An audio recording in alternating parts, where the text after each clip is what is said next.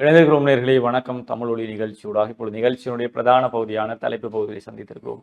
தலைப்பு பகுதியில் இன்றைக்கு நாங்கள் என்ன விடயம் என்று சொல்ல தேவையில்லை. வளமையாக போலவே இன்றைய தினம் நேற்றைய தினம் காப்போது உயர்தர பரீட்சை 2024ஆம் ஆண்டுக்கான காப்போது உயர்தர பரீட்சை பெறுபேறுகள் வெளியாகி இருக்கிறது. மாலை நேரம் வெளியாக இரவோடு இரவாக அந்த செய்திகள்லாம் பரவப்பட்டு இன்றைய நாளும் அந்த சூழ்நிலையே பதட்டமான சூழ்நிலையே காணப்படும் நிலையிலே பலர் சாதித்திருக்கிறார்கள். பலர் நல்ல பல புள்ளிகள் எல்லாம் பெற்றிருக்கிறார்கள். இந்த உயிரியல் விஞ்ஞான துறைகளில் வளமை போலவே பாடசாலைகள் தங்களுடைய உயர்வு அடைவு மட்டத்தை எல்லாம் பெருமையாக பேசிக் கொண்டிருக்கும் பொழுது சாதித்துக்கக்கூடிய அத்தனை மாணவர்களுக்கு இந்த பரீட்சையிலே சித்தி அடைந்திருக்கக்கூடிய மாணவர்கள் எல்லாருக்குமே நாங்கள் பாராட்டுதலை தெரிவிக்கிறோம். இந்த முறை 65% பரீட்சை எழுதியவர்களிலே 65%க்கும் மேற்பட்ட மாணவர்கள் பல்கலைக்கழக அனுமதிக்கு தகுதி பெற்றிருக்கிறார்கள் என்பது கல்வி வீதம் என்பது வளர்ச்சி போக்கை தான் காட்டுகிறது. அப்ப சாதித்துக்கக்கூடிய மாணவர்கள், சித்தி அடைந்திருக்கக்கூடிய மாணவர்கள், அவர்களுடைய பெற்றோர்கள், ஆசிரியர்கள், பாடசாலை சமூகங்கள் அத்தனை பேருக்கும் நாங்கள் வாழ்த்துக்களையும் அவர்களுடைய எதிர்காலம் சுரக்கும் இறைவனை பிரார்த்தித்துக் அதே போல இந்த முறை தவறவிட்டவர்கள் அடுத்த முறை தொடர்ந்து படிக்க இருப்பவர்களுக்கு அவர்களுடைய முயற்சிகளும் வெற்றி அடைவதற்கு நாங்களும் இறைவனை பிரார்த்தித்துக் கொள்கிறோம். அதே போல இன்றைக்கும் மாவட்ட ரீதியில் முதலிடங்களை பெருக்கக்கூடியவர்கள், தேசிய ரீதியில் முதலிடங்களை பெருக்கக்கூடியவர்கள்,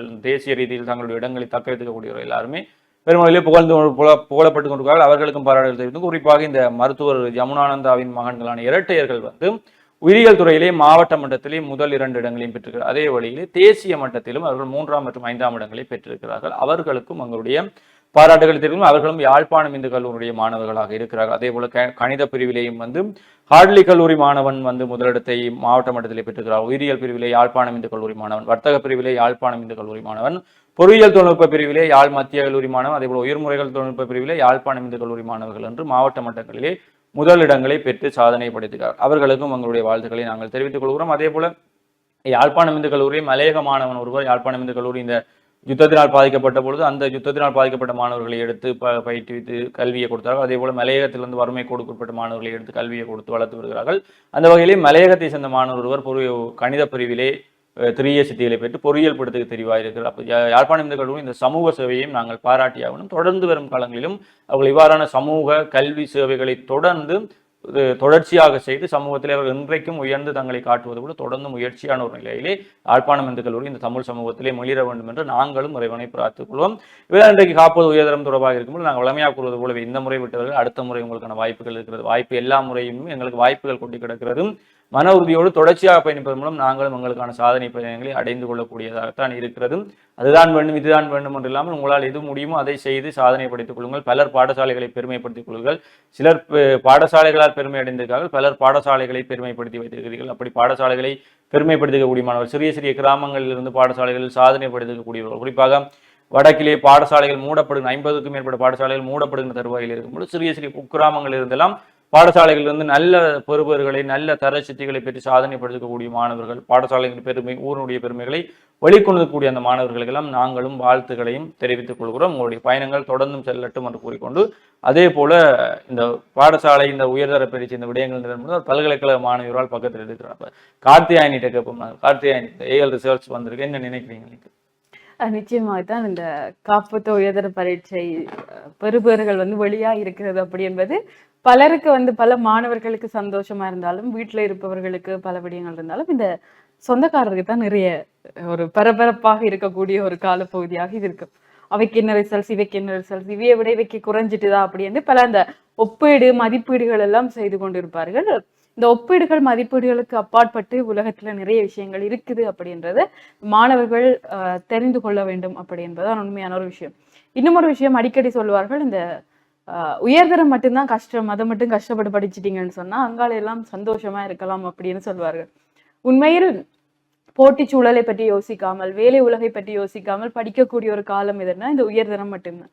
அதுக்கு பிறகு நாங்க வந்துட்டோம்னு சொன்னா போட்டி போட்டு படிக்கணும், வேலை உலக பத்தி யோசிச்சு கொண்டே படிக்கணும் அப்படின்ற மாதிரி பல விஷயங்கள் இருக்கும். இனி நீங்கள் தெரிவு செய்யக்கூடிய உங்களுடைய வேலைக்காக நீங்கள் தெரிவு செய்யக்கூடிய கற்கை நெறிகளை சரியான முறையில் தெரிவு செய்து கொள்ளுங்கள் அப்படின்னு. இந்த நேற்று தினம் ஒரு காணொளி ஒன்று பார்க்க கிடைத்தது. இந்த ட்ரெண்டிங்ல இருக்குது, இந்த படிப்புக்கு டிமாண்ட் இருக்குது அப்படின்றதுக்காக எனக்கு வராத ஒண்ணு நான் படிக்க முடியாது அப்படின்னு ஒரு மாணவியரால் சொல்லியிருப்பார்.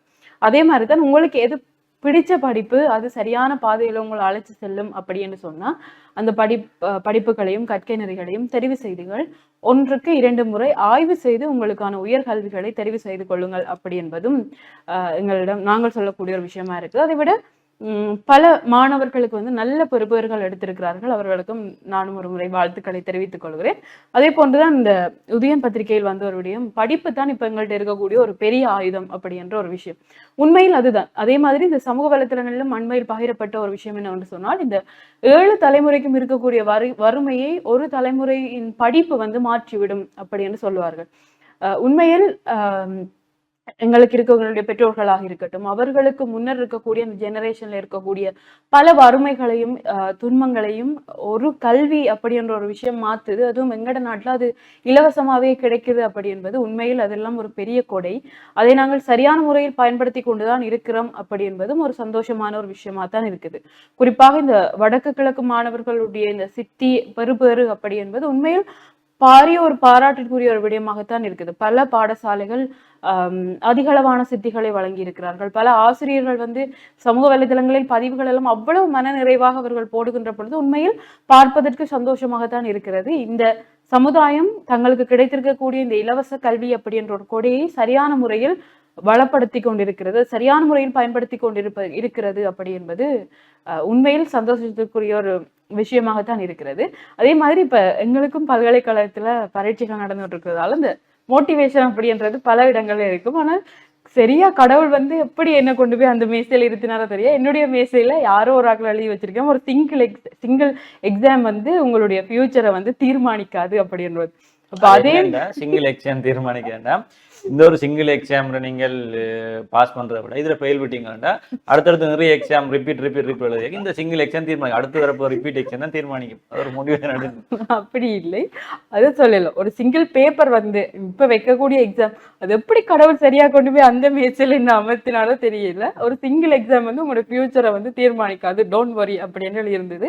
அதைத்தான் நாங்களும் எங்களுடைய எல்லா மாணவர்களுக்கும் சொல்ல விரும்புகிறோம். ஆனால் கிடைக்கக்கூடிய வாய்ப்புகளை சரியான நேரத்தில் பயன்படுத்தி கொள்ளுங்கள் அப்படி என்பதுதான் சரியான ஒரு விஷயம். காற்றுள்ள போதே நாங்கள் தூற்றிக்கொள்ள வேண்டும், பிறகு இருந்து நாங்கள் கவலைப்படக்கூடாதுதான் எல்லாருமே சொல்ற அட்வைஸ். அதையே நாங்களும் சொல்ல விரும்பல. ஆனா சரியான கற்கை நெறிகளை சரியான நேரத்தில் தெரிவு செய்து கொள்ளுங்கள். அதுதான் எங்களை வாழ்க்கையில் சரியான பாதையில் அழைத்து கொண்டு செல்லும் அப்படி என்பதை நாங்கள் இந்த நிகழ்ச்சி வாயிலாக சொல்லிக் கொள்றோம். அறியர் அதை தாண்டி உங்களிடம் இருக்கக்கூடிய திறமைகள், ஏனைய திறமைகளை வளர்த்துக்கொண்டு இந்த துறைகள் அல்லது பீடங்களை தெரிவு செய்யும் பொழுது அனுபவமிக்கவர் உங்களுடைய சீனியர்ஸாக இருக்கட்டும் அல்லது சொந்தக்காரர் இந்த துறைகள் இருக்கக்கூடியவருடன் கலந்து ஆலோசித்து செல்லுங்கள். இன்றைக்கு எல்லா துறைகளிலுமே சாதிக்கக்கூடிய ஒரு காலகட்டத்தில் தான் மருத்துவர், பொறியியலாளர், சட்டத்தரணி என்ற ஒரு கோட்பாடு வந்து இன்றைக்கு எல்லா துறைகளிலுமே எல்லா இடங்களிலுமே சாதிக்கக்கூடிய அளவுகளே இருக்கிறது. இன்றைக்கு பல்கலைக்கழகங்களுக்கு போனால் நல்ல 3 எடுத்துட்டு போனாக்கெல்லாம் அங்கே எஸ் பாஸ்ல வர்றது கூட இருக்கு. இங்கே போர்டர் ரேஞ்சை தட்டி தவறி போனாக்கள் ஃபர்ஸ்ட் கிளாஸ் அடிச்சுட்டு வராக்களும் இருக்கு. அங்கே ஃபர்ஸ்ட் கிளாஸ் அடிச்சாக்கள் வெளியிற வேலை உலகிற வந்து சாதிக்கவே இல்லாமல் கொஞ்சம் சம்பளத்தோடு இருக்கக்கூடியதாக இருக்குது. அங்கே எஸ் பாஸ்ல வந்து வெளியிற வேலை உலகிற வந்து பெர்ஃபார்மன்ஸ் பண்ணி அவன் ஒரு நல்ல ஒரு பொசிஷன்ல போய் இருந்து நல்லா உழைக்கக்கூடிய இருக்குது. அப்போ வாழ்க்கை அல்லது எங்களுடைய திட்டமிடல்கள் தான் எங்களை எங்கே கொண்டு இருத்த போகிறது என்று கூறக்கூடியதாக இருக்குது. அப்போ எங்களிடம் இருக்கக்கூடிய திறமைகளை, ஏனைய திறமைகள் எல்லாத்தையுமே வளர்த்துக் கொள்ளும். இந்த உயர்தர பரீட்சைகளிலும் பார்த்தீர்கள் என்றால் இந்த தேசிய மட்டங்களிலே பாடசாலை காலங்களில் சாதிக்கக்கூடியவர்கள், இணைப்பாட விதமான செயற்பாடுகளில் சாதிக்கக்கூடியவர்கள், விளையாட்டுகளிலே சாதிக்கக்கூடியவர்கள் எல்லாருமே வந்து அவர்களுக்கு இந்த அரசாங்கத்தினால் கல்வி அமைச்சர் வழங்கக்கூடிய சலுகைகள் அடிப்படையில் அவர்கள் விரும்பிய துறைகள் அந்த புள்ளிகளை அவர்கள் பெற்றுவிட்டார்கள் என்றால் அவர்களுக்கு அந்த துறைகளை தெரிவு செய்து அவர்கள் கிடைப்பதற்கான வாய்ப்பு இருக்கு. அண்மையில் கூட யாழ்ப்பாணம் இந்து கல்லூரி மாணவனுக்கு வந்து அவர்கள் சட்டப்பீடத்துக்கு செல்வதற்கான இது கூட அனுமதி கூட கிடைக்கும். அப்படி எல்லா இடத்துலையுமே எங்களுக்கு வாய்ப்பு இது எங்களுக்கு கிடைக்க வேண்டும் என்றால் நிச்சயமாக கிடைத்திருக்கும். அதுக்கேற்ற மாதிரி திட்டங்களை தீட்டி சென்று கொள்ளுங்கள். அடுத்த முறை நீங்கள் பரீட்சைகள் எழுத போகிறீர்கள் என்றால் அதற்கேற்ற முறையிலுமே உங்களை தயார்படுத்திக் கொள்ளுங்கள் என்பதையுமே நாங்கள் கூறிக்கொள்ளக்கூடியதாக இருக்கிறது. உடைந்து விடாதீர்கள், நாங்கள் சாதிப்பதற்கு நிறைய இருக்குது. இன்றைக்கு இருக்கக்கூடிய பிள்ளைகளுக்கும் எங்களுக்கு இருக்கிற தொழில்நுட்ப அறிவுகளை விட உங்களுக்கு இருக்கக்கூடிய தொழில்நுட்ப அறிவுகள் என்பது மிக அதிக அளவில் இருக்குது. எங்களுக்கு இருக்கக்கூடிய உலகளாவிய அறிவு என்பதை விட உங்களுக்கு மிக உலகளாவிய அறிவுகள் இருக்கு. எனவே நாங்கள் கூறுவதை விட உங்களுக்கே தெரியும் இன்றைக்கு இந்த இடங்கள் எல்லாம் இவ்வளவான கதவுகள் திறந்திருக்கு. இவற்றையெல்லாம் நாங்கள் மிக இலகுவாக பயன்படுத்திவிடும். இன்றைக்கு வெளிநாடுகளில் சென்று கற்றுவிட்டு வரக்கூடிய வாய்ப்புகள் மிக அதிக அளவில். ஒரு காலத்திலே பணம் படைத்தவர்களுக்கு தான் அந்த வெளிநாட்டு கல்வி என்பது எட்டி பார்க்கக்கூடிய விடயமா இருந்து இன்றைக்கு எங்களுடைய படிப்பு பல்கலைக்கழகத்திலே நாங்கள் உயர்நிலையில் இருக்கிறோம்னா எங்களுக்கு ஸ்காலர்ஷிப் தானாக கிடைக்கும். அல்லது இன்றைக்கு நாங்கள் இலகுவாக வெளிநாடுகளில் சென்று எங்களுடைய கற்கைகளை பூர்த்தி செய்துவிட்டு வரக்கூடிய வாய்ப்புகள் எல்லாம் காணப்படும். எனவே திட்டமிடல்கள் சரியாக திட்டமிட்டுக் கொள்ளுங்கள். உயர்தர பரீட்சையோடு வாழ்க்கை முடிந்து விட போவதில்லை. இன்னும் பரீட்சைகள் பல இருக்குது. இதுதான் வாழ்க்கையின் மிகப்பெரிய பரீட்சைகள் எல்லாம் காத்திருக்க போகிறது.